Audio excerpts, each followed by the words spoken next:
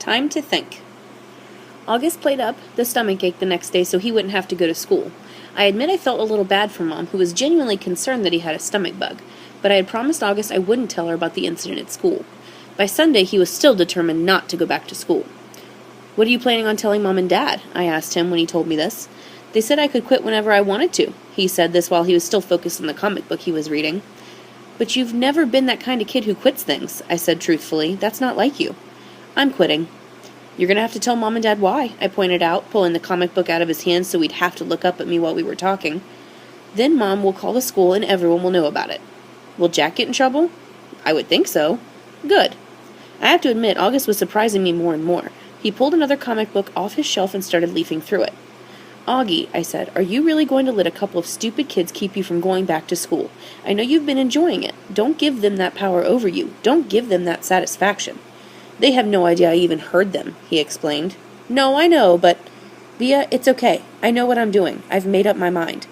"But this is crazy, Augie," I said emphatically, pulling the new comic book away from him too. "You have to go back to school. Everyone hates school sometimes. I hate school sometimes. I hate my friends sometimes. That's just life, Augie. You want to be treated normally, right? This is normal. We all have to go to school sometimes despite the fact that we have bad days, okay?" "Do people go out of their way to avoid touching you, Via?" he answered, which left me momentarily without an answer. "Yeah, right. That's what I thought. So don't compare your bad days to school to mine, okay?" "Okay, that's fair," I said, "but it's not a contest about whose days suck the most, Augie.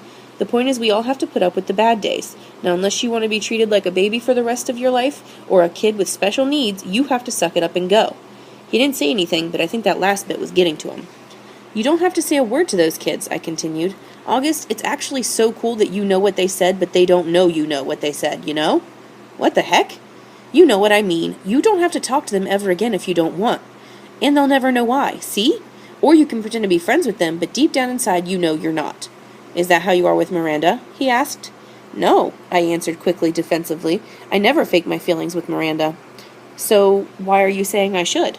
"I'm not. I'm just saying you shouldn't let those little jerks get to you, that's all." "Like Miranda got to you." "Why do you keep bringing Miranda up?" I yelled impatiently. "I'm trying to talk to you about your friends. Please keep mine out of it."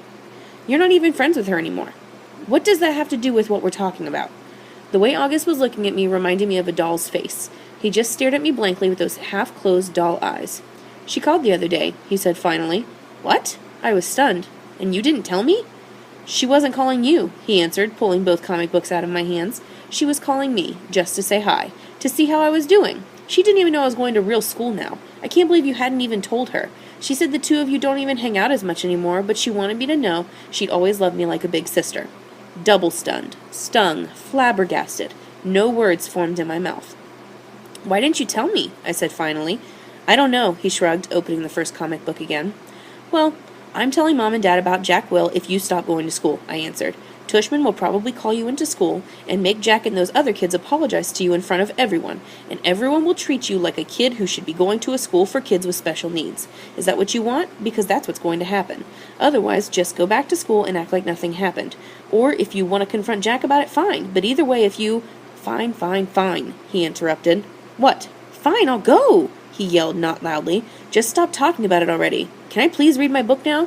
"Fine," I answered, turning, leaving his room. I thought of something. "Did Miranda say anything else about me?" He looked up from the comic book and looked right into my eyes. "She said to tell you she misses you, quote unquote." I nodded. "Thanks," I said casually, too embarrassed to let him see how happy that made me feel.